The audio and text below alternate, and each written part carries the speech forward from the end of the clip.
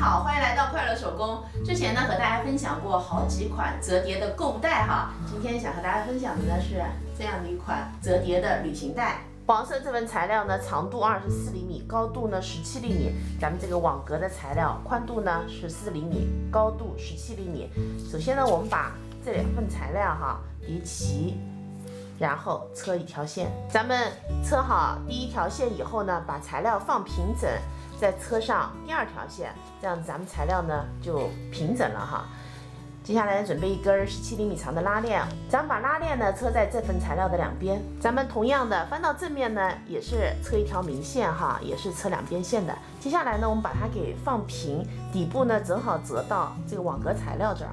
我们用黑色的包边带把2边呢给包上。接下来呢，我们准备2根包带，包带整个长度是1米，然后宽度呢3厘米。我呢是用本色的面料加上一个网格，2边呢包上包边带做的。这2份材料呢是咱们包的前后片哈，尺寸呢是长度42厘米，高度呢27厘米。2份材料的做法是一样的哈，我给大家拿一份说尺寸。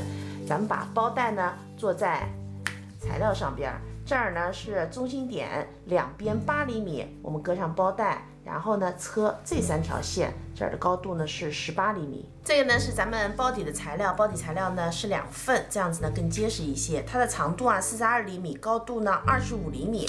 我们拿出刚才做好的前后片哈，放在上边，然后盖上咱们的另一份包底材料，车住这2条线。车好以后呢，我们把它给翻出来。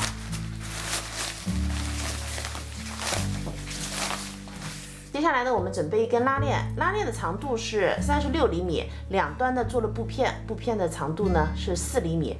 我们把拉链正面冲下哈，车上这条线，拿拉链的另一边呢，我们和包的另一端车在一起。拉链车好以后呢，我们在正面哈，然后再车了一个5毫米的窄边。我在2头呢装了一个低刺扣，咱们低刺扣的内径呢是1.5厘米。这个呢是咱们侧边的材料，材料是个正圆哈，直径24厘米。我们呢在上边搁上我们的网格材料，网格材料的一边呢我已经包上包边了。